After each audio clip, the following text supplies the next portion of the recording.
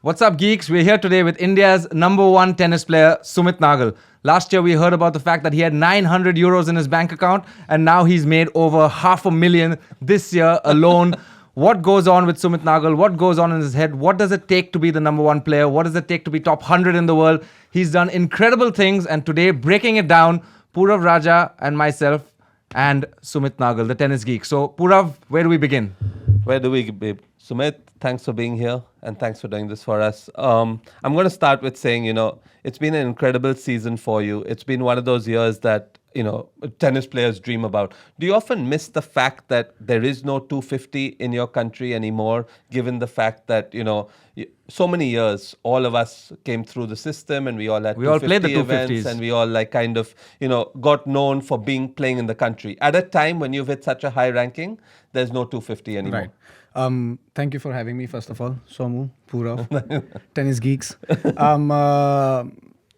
It's obviously it's unfortunate that being India #1, I don't have a 250 event in our country. But having 3 challenges is the best. is the best we can have right now. It's the best. You're 70 in the world. You'd be seeded in 250 events. You'd be seeded. You'd be playing this. Every. Correct me if I'm wrong. So when you were 60 in the world, you were seeded at Chennai Open. Yeah, like I it's said, an opportunity. Either you take 250s or you took 3 challenges. You can't have both. Which one do you take, Sumit? I would rather take a 500. Well, he did. No, he did break the top 100, which is what I want to talk about. One of the most incredible things that I've seen unfold in the last couple of years of tennis is 2 years ago, this guy had hip surgery. After that, I went to a tournament with him in Ludenscheid in Germany, and there is there is zero. I mean, there's only truth. There's only truth. Sorry for interrupting you. Ludenscheid, I win my first round 7-6, 7-6 against someone ranked 900. This is a qualifying of a challenger. Next day, I'm like, my shoulder is stiff. My left shoulder is stiff. I wonder why. I said, man, everything is stiff. I wake up, finish my warm up. I start serving. 30 love up, rains. I said, man, I'm feeling great. 30 love up, not too bad. Actually. I'm on the sideline. Not too bad. An hour or an hour and a half break. We come back. I lost. Oh, I know.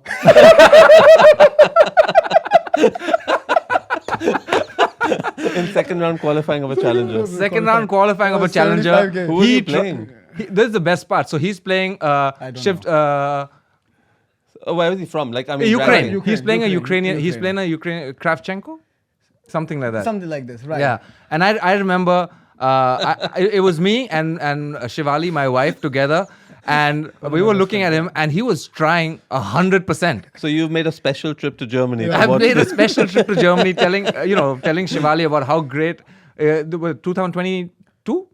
22? Just as you were coming back, right? Because we had already been to America, we'd played a few tournaments, and then coming back to Europe, and we felt very comfortable as a team because Sasha Nensel's the head coach, Milos Galicic is the fitness coach, and I have a great relationship with them. So I said, I'll come in and I'll step in and see where I can help out. And Sumit Nagal, you stepped in good, so. I stepped in. He lost 6 love, and I was standing with another former player, Ilya Bozoliac, whose player won the tournament. And the two of us are looking at each other, and he's like, how is this possible that a player of this quality can lose 6 love? But more importantly, 2 years from then, 18 months from then, you and I are now sitting in the Chennai Challenger, and Sumit has to win the Challenger in order to break the top 100 for the first time. And can you talk about that journey from losing love and love to getting into the top 100? I guess a lot of hours in and out. Especially last year, I was ranked around 500. I'm not getting into 50Ks challenger qualies. I had to call Mr. Anil Khanna for a wild card. Thanks. Which you didn't get. No, I got. Oh, you got it. Third week I got. Third week I get. I play someone named Mochizuki. Right. Third set 5-4 40 love serving.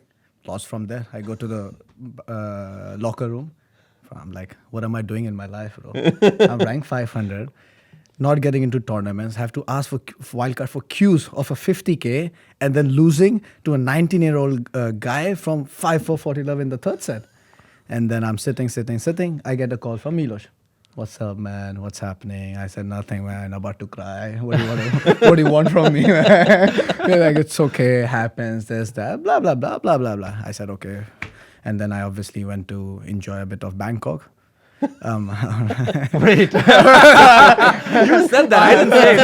No, I mean like these temples. Obviously, The temples, yeah, of course. obviously, I had to Yeah. pray and You're digging your own grave No, here, I'm, man. just, I I'm, didn't say I'm a saying word. temples. I don't know what you guys think. I Okay, don't know fine. what Bangkok is famous for. I thought Thai food. I don't know what Bangkok is I famous for. thought it's I only- famous for the Thai food, the coconuts. And Yeah, the obviously, mango. like the basics. All right, go of it. ahead. Go Yeah, on. Go yeah, on. Yeah.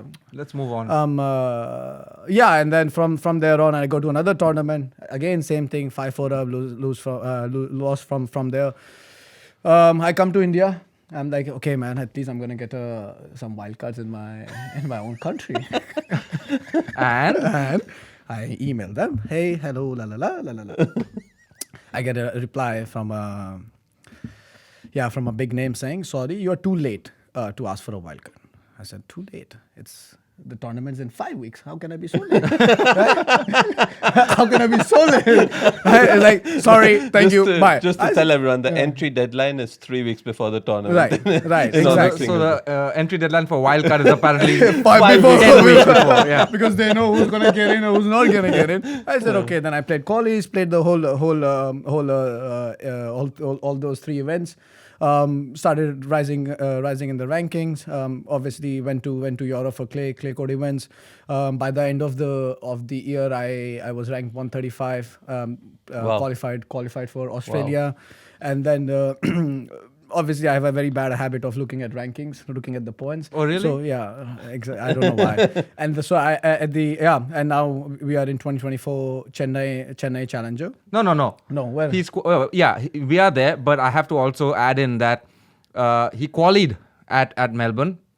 Then he beat Sasha Bublik, and that's the first one.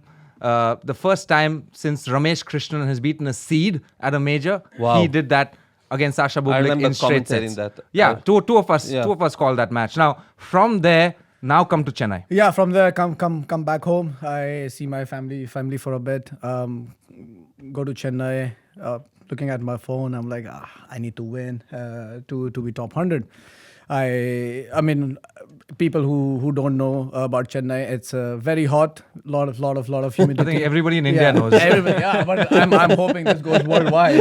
Yeah, of course. wow. Yeah, we're Man, talking come global. on, man. Tennis geeks are going Obviously, global obviously, here. obviously. Yeah, we're going global. All right. Tennis geeks. There we go. 80-90% humid. 1 hour is feeling like 6 hours a day. Every match is I would say hot. Yeah. Dying, surviving, but somehow I make it to semis. Playing good tennis actually, not too bad. Playing a guy from Czech Republic, Dalibor Srčina. Pretty easy first set. The second set is where it gets sun starts. Pretty easy second set too. No, 6-4. But Well, 5-1 up. 5-1. 6-2, 5-1 up. I'm like, why am I feeling hot? I'm sitting on the chair. I'm zooming a bit. 5-3, 5-4. Somehow I slap two balls. Love 30 down. Slap 2 balls, 30 all. I get a wrong call on my favor. Wow. I didn't say anything. I said 40-30. Last point he tanked. I said thank you very much. Final. I went in the final knowing I have a very good shot at winning. I knew the guy was tired. All I had to do was make sure not let him attack, not let him be aggressive. And after that, yeah, I mean, again, last game, serving 15-40, somehow 2 slaps again, won the game, and then just started crying. Wow. Yeah. Unbelievable. I mean, the effort, the money, the difference between being 500 in the world and 100 in the world, just for your overall, just for everything that you went through. Obviously, a lot of hard work, but just the difference in career now to the career you had 18 months ago has been an exponential difference to where you were to where you are now, sitting on the border of being India's greatest tennis players. Right. Of course, you're a different type of player. Playing 500, like I said, you're playing in random places. You don't know how things gonna turn out. And when you're top 70, you know what your schedule's gonna be. You know pretty much what players you are playing. Do you think people have changed towards you in the way that they approach? This is a different Sumit Nagal. Like people look at you differently. in the locker room, Yeah, of coaches. course. Yeah, of course. People look at you in India different. People talk to you Actually, differently. yeah, a lot. I mean, when I was in Australia, I got a lot of, hey, what's up, man? Good job. You've been doing well, this and that. Actually, people, like I said, Respect. the circus is so small, you know who's doing well, Yeah. who's winning. Yeah. So it was nice to see, when you do well, people do respect you. When And you obviously, don't- you've come through a very hard road. So for you to do it, that's even more respectful. And for you to do it, it's kind of a tribute to your family, to your Right. coaches, to your to my people team. who've Yeah, helped, exactly. to Mahesh, to people who've helped you along the Right, way, right, who've right. made this happen. Yeah, exactly, and that's why it was very emotional tournament. After the match, I went and hugged Somu and Miros, and I started just crying. Yeah. So I mean, that's why I think Chennai is gonna be always there. Special The for you. memory Yeah. is always gonna be there. But going back to the question, yes, I would love to have a 250 in India. Is that where we started? Okay. Oh, goodness. I mean, that's 250 question one in- done. No, 250 in India is necessary, man. We have people now. We have Sumit, and he's not being able to be shown to any Indian fan, any normal Indian fan. You got famous because of Chennai Open. You made the first I was final. famous? Yeah, I mean, you are very famous. You got even more. You got even more famous. I mean, I loved it. When I was playing, I absolutely loved the fact that there was a major event. Again, whether or not you make a final or whether or not anything else happens, for me, one of my special memories was, growing up watching Carlos Moya win slams, be number one, win Chennai Open, be a king over there, and then play him in Chennai. Yeah, and Yeah. to play in front of your And to people. play in front of my city where I grew up. Trust me. Makes a I difference. miss it so much when I have to play in, for example, Paris, Yeah. and I have to go against Mute. And I'm like, I'm just looking at them. I'm like, man, I wish I had you that. guys come to my country, but unfortunately, Talking I don't about have a that, though. tournament. I mean, we can't cry about spilled milk, and it's also. But talking about the Olympics, though, we have to talk about the Olympic hero that came out. That was a great experience for you. The Olympic hero out of our country was obviously a lady called Manu Bakar, who's obviously from Jajjar, from the same area as you are. What is it in the water in Haryana, man, that you all are I having? think hunger, man. Hunger, everyone wants to, as a lot of people know, right? Haryana is a farming state. A lot of people want to change their life. They see an opportunity and they give their best, or else, So the other states don't? I think, What happens in Tamil I Nadu or think Tripura? Delhi is close to Haryana, right? So there are more opportunities in Delhi. Some people who are living, let's say, very very far away from Delhi, sometimes it's not easy for them to just take a step and say, I'll figure things out in Delhi. Okay, but speaking of hunger, Opportunities, I would say. Yeah, speaking of hunger, you went last year, less than 12 months ago.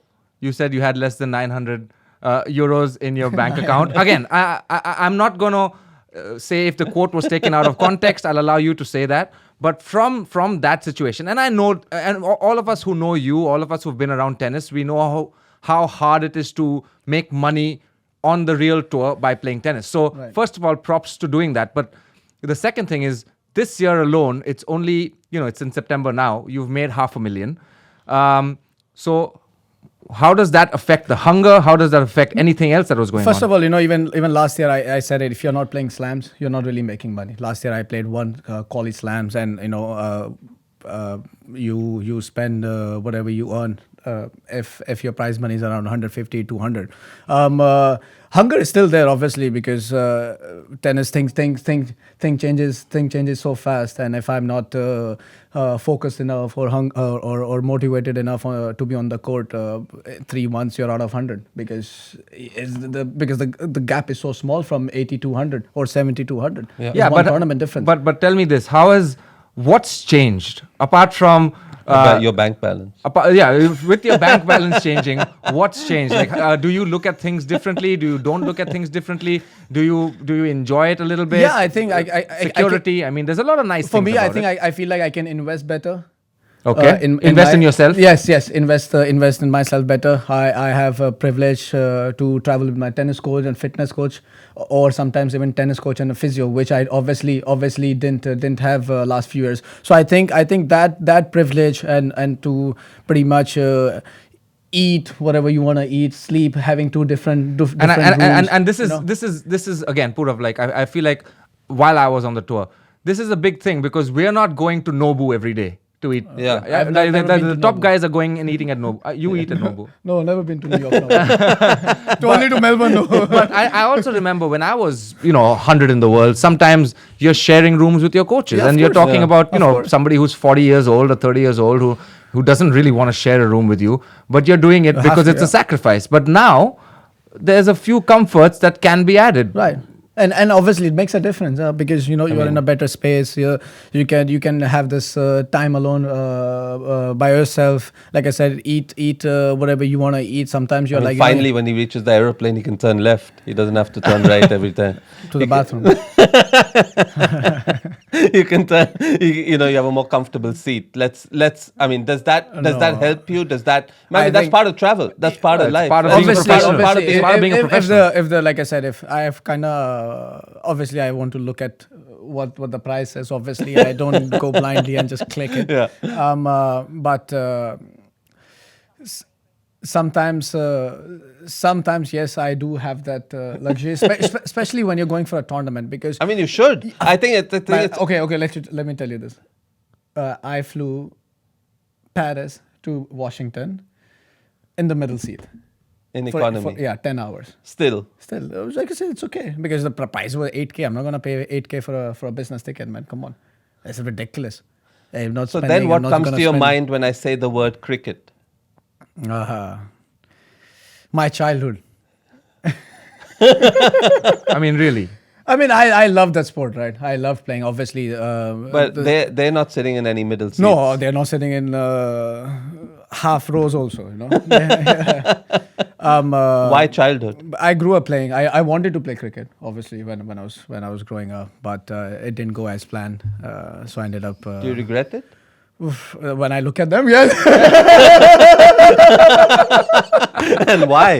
Why do you regret it? Really? Come on, why? Wait, why?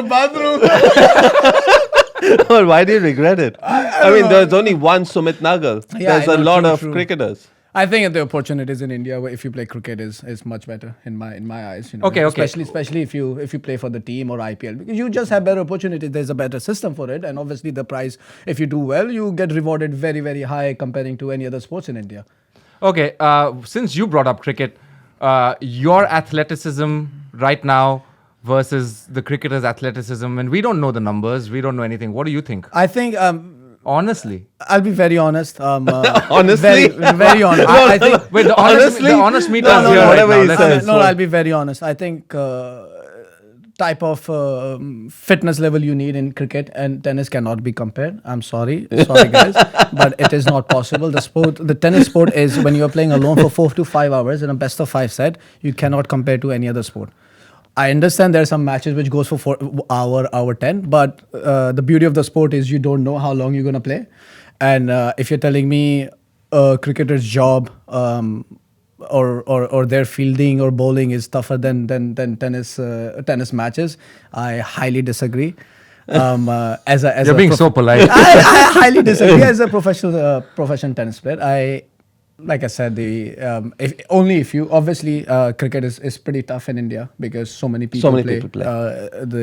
It's so deep and it's tough to get in the team. But I think if you make the team and you're playing for the country, I don't think there's anything better. Which leads me to my next question of, the biggest fad right now, you've just come from the US, is obviously pickleball. Right. So, I mean, you've probably seen it, but it leads me to my next question of, you obviously had a great year. You made 500,000. There are pickleball players who are signing 2 million contracts right now. So if you were offered 2 million to play pickleball in 2026 as a pro pickleball player, do you take it or not? I think not in 26. Because I don't really enjoy the sport as of now. Yeah. I haven't really played. I played maybe For 4 times the money, though. 30 minutes. I don't think so. Because I need to enjoy it if I want to play, right? So if I can't really enjoy and see myself doing it, then it's a no. Obviously, if thing changes in 3-4 years, I'm playing with my friends or maybe I'm enjoying it. Very possible that life goes towards a different place. But as of now, no. All right. So now we are where we are.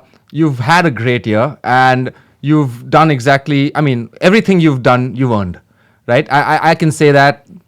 You can say that wholeheartedly. Everything that currently comes to you, you've 100% earned, which I can't say that about a lot of people in a lot of sports. But in this sport with Sumit Like what? Nagal, I mean, whatever. Who cares, right? No, who?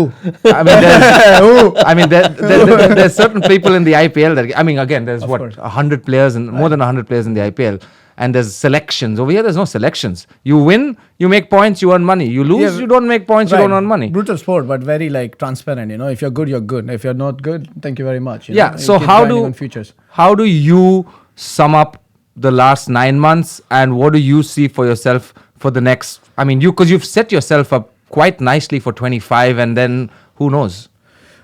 Last 9 months, I don't really have much to say. The ride was fun, climbing on the rankings, playing well, played well in Monte Carlo, played well in some 250 events. But looking forward, I think the most important part is to stay fit, to get better in fitness, and obviously work towards the mental side, because now the level is again high. Everyone knows everyone.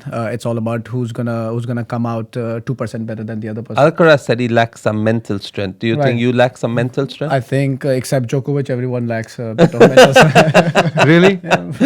I, I mean, look at that. That's I think frightening. he's the greatest if you look at it, the mental threat. You practiced with him this year. Right, I practiced with him in Geneva. Any takeaways?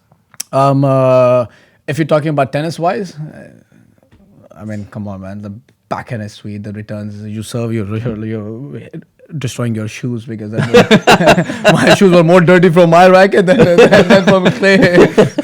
but yeah, it's just the aura about these guys. When they step on the court, they make you feel so small. The court, you feel like the court is so big. You serve, you go there, boom, the point is done. You're like, what is this, man? What tennis is this? But yeah, nice guy. Practice always hard. Whatever, how many times whatever times I've spoken to him, he's always come out saying, how's your arm, or how are you feeling? I remember him watching my 2021 or 2020 Olympic match, and he said, "Oh wow, 3 hour must be hot," and which was very hot in Tokyo. Me and 3 hours against Istomin, yeah, yeah. me and Istomin, after one set all, we were like 10-minute break. We both went to this what do you call it, like a Heat shelter. Lounge or whatever. Lounge with shower and AC. Yeah. 10 minutes. Nobody was coming back at like 10:20. We were still like. But yeah, pleasure. You sound playing like with someone who loves tennis, from everything that you say so far, and you sound like all your discussions so far have been how much you love tennis, and it's tribute to you. But do you really love the fact that you're going to China next week and you have to go through the hotel check-in, the immigration, Visas. the visas, The food. and you're obviously going to play Challenger tournaments. No. there. He's playing a 250. 250 Beijing, Zhuhai, Shanghai. Zhuhai. There are challenges going on now. There's Zhuhai, Shanghai, and No, Beijing. so I'll tell you, it's Hangzhou 250, Beijing 500, and Shanghai Master. China, obviously, it's a little bit. what I tough meant to because- say is, do you enjoy this whole immigration hotel check-in process? Enjoy, probably not, but what choice do I have, right? If I want to play, I have to go through this. I mean, I hate airports because I hate packing. Let's start from there. I'm a guy who packs last minute because every time I have to fly tomorrow, I'm like, man, this thing again, this shit again. I pack, go there, then same. Hey, if your bags are like 2 kilos. excess by 2 kgs, then you're like, you feel so embarrassed saying hi, I'm Sumit. I play tennis, bro. I kid you not. One of my best friend was in Lucknow Davis Cup tie. I was flying from Lucknow to Delhi with Indigo. My baggage was 16 kilos, and she's like, "No, you're overexceeded by 1." I said, "Really?" She's like, "Yes." I said, "Can you not help me, please? I just played a Davis Cup match for India." No. I said, "You wait. Okay, I'm coming." I took out 1 kilo. I gave it to Columbus. I said, "You hold. Let me go back." I gave it back 15 kilos and put that 1 kilo in my handbag, man. But this is like, you feel so bad. You're like, come on, And man. it's every week. Every week, because sometimes you're gonna have excess baggage, which is normal, bro. Like when you're traveling with sometimes, obviously, and when you have to travel for 6 weeks, like last trip, I did it 10 weeks in a row. I can't travel with 2 shoes. I have to put eight shoes in my bag. And then they're like, pay 500 rupees. And you hate paying that 500 rupees. Who wants to pay? I remember last year Sumit and I were driving in Chennai. Actually, this year we were driving in Chennai during a tournament, and I went to fill up my car tires. And you want to say the story? Yeah, the guy is doing his job, and someone's like, "You got a 500." I said, 500. What happened? He's like, "No, I tip him 500." I said, 500 you tip for someone filling your air? Sunday, that's very nice of you. No, I felt he was dude. I First said, of "I all, have 50." That's all I had in my pocket. I said, I have he was 50. pissed. He was pissed giving me 50, but he's like, I have a 5 or a 10. I said, dude, I see this guy every day, or I see this guy 3 times a week. I drive past him. I said, Sumit, if you're not going to give me the real story is, I wanted the 50. He said, I don't have a 50. I had a 500. So I said, if you're not going to give me the 50, I will have the 500. So Sumit's like, fine, here, take the 50. Put in your bills. 500 tip done. 500. But Car expenses, 500. 500 filling air. okay, let's shift the subject just a little bit now, because we know that one of the things that you love to do in your free time is play video games, right? Now there's a chance that do you see there was esports there was and the 4G. esports world is massive, Right. right, It's the biggest industry. it's going to be in the Asian game. How do you feel how do you feel about the fact that an esports gold medal versus a tennis gold medal, and how do you as a person that's into esports actually look at that? If you go to my profile, I have 2 pictures with 2 people. One is Joko, Instagram profile. I have one picture with Joko, one with Faker. And the Faker is the League of Legends god. He's the best player, ever. So you and me are looking at each other and saying, who is this guy? Big chat with Maybe Rohan. different No, generations where- are here, a big chat with Rohan. What is it? We were in Hangzhou sitting, and I say, "Is that Faker?" And Rohan is like, "Who?" I said, "Come on, man, Faker, man." He's like, "Who's Faker? Is that his-" Do you know who Faker is? I know because of Sumit's Instagram profile. Yeah, there you go. And that's it. I think it's the industry is fun, is big, lot of opportunities because you have so many games. You don't need to leave your house. But 4G domination. That's the new one, right? 4G. I don't know. 4G. So what is are the games new- you play? I only play League of Legends and sometimes Call of Duty, but that's it. No. Now, one of the things that I found super interesting, because I used to go to Sumit's apartment in Germany, and the guy was getting blocked left and right from playing because he's and you again, you want to explain why? If you are listening to me, Riot, please unban me. My account is Nagal Sumit on EU West. It wasn't me who typed that. It wasn't me who flamed. I'm a very nice guy. Please, if you're watching this, please get me. What are you talking about? I don't know. Someone. Maybe my younger brother used my account and.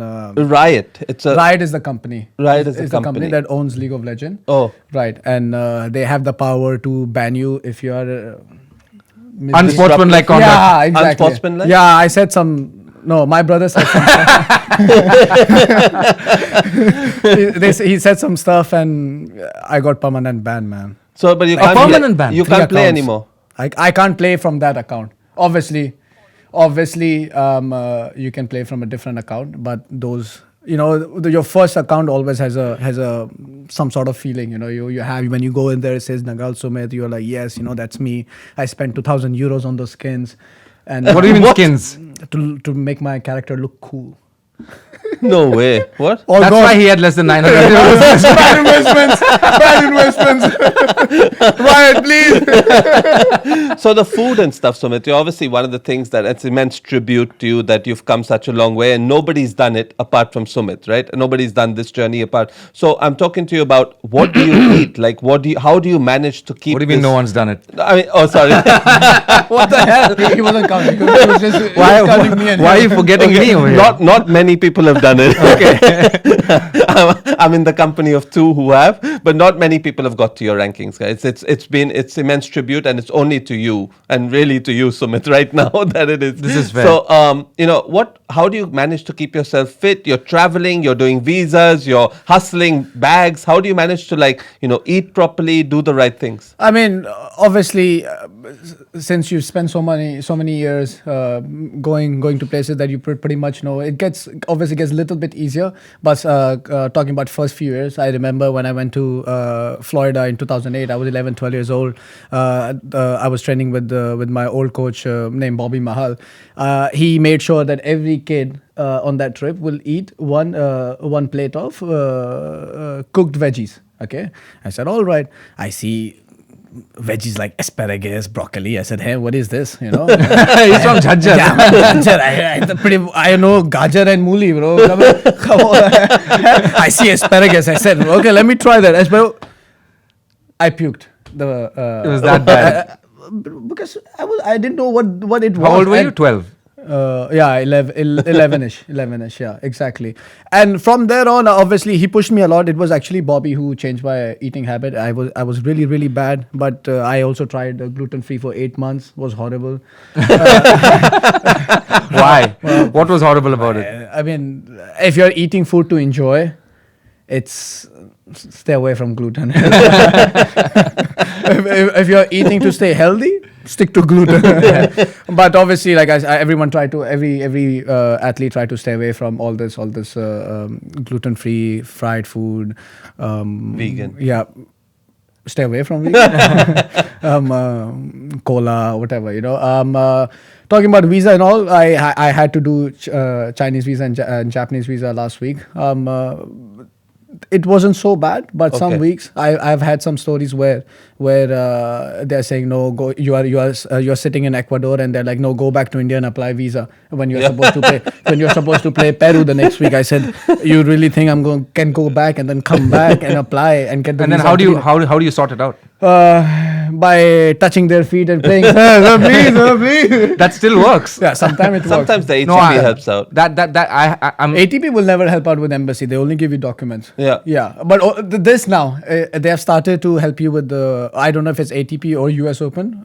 You're right, sorry. It's ATP who's trying to help you with the Chinese and Japanese. Yeah. Only when you're in New York playing the US Open. Yeah. That's it. Other than that, obviously they'll give you documents, whatever is needed, but they're not going to write for you to the embassy saying, hey, can you help Especially knowing that you're an Indian passport holder. Yeah, that's I pretty much need visa for every country. You know? Yeah.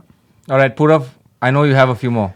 I do have a few more, but do you consider yourself as I think you're the fittest Indian athlete today. Today, right. In All sports. all sports. I think he's the fittest Indian athlete today. And do you take this as like one of the things that you are known for on the court? Like when you hit the tennis court, I mean, you're not known for a lot of things, but the one thing you're known for is definitely your fitness levels are just through the roof. Probably the fittest Indian I've seen in the last few years. After Somu, yeah. No, I mean... No, but it's true. No, that is true. No, tennis yeah. has changed since we played. Don't get me Right. wrong. Tennis No, has changed. it's And changed, you're right. the new age fitness athlete. So we're not comparing eras, and we're saying that he was very, very fit for his Right, era, right. and you're very, very fit today. Right. What goes into it? I think a bit of genetics, you know. I've always been fit. I started very simple. My dad always said, you know, when I was in Delhi, my schedule would be wake up at 5:30.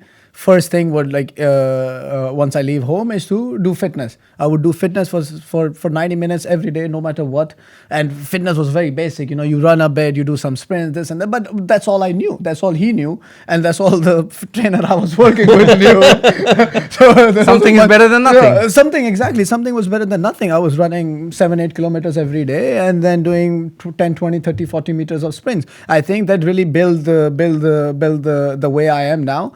And of course, I do get people do notice how you move. This, like I said again, the tour is very small. People know what exactly you're good at and what you're not good at. And I think now, especially now, if I'm not injured and all, I'm very confident in my fitness now. I've worked very hard with Milos to be at this level.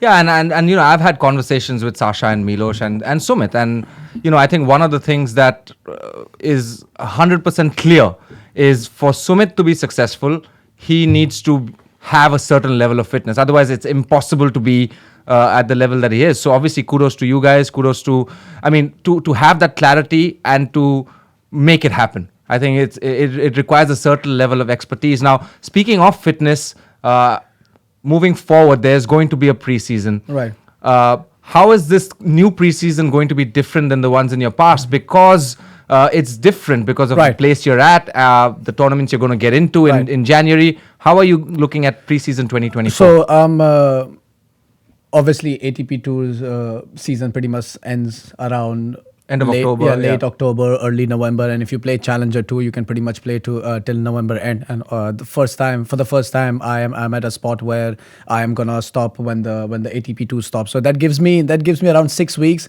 5 to 6 weeks for my preseason. I'm gonna be starting in end of November in Bombay for 2 weeks, and then move to Dubai for another 3 weeks with some tennis friends. Wow. That's super cool. By the way, what do you think of my set? Do you remember any of these rackets? I don't from actually remember. You weren't born at this time. Do you know who Obviously Tracy not. Austin is? Yes, I'm an sure. American player. No. Yeah, you really know. But yeah, Thanks, But Sumit. thank you, Sumit. Once again, that's what we have from Sumit Nagal. He's the number one player in India. He's one of the most incredible stories, one of the most inspiring stories. Happy to have Sumit here, giving us an insight, giving us a geeky insight into things. Purav Raja, Somdev Devarman, myself, and once again, this is the number one player. This is the best player in India, and he's doing a heck of a job on the ATP Tour. And you've just got an insight into his life. Hope you guys enjoyed it. Thank you, guys.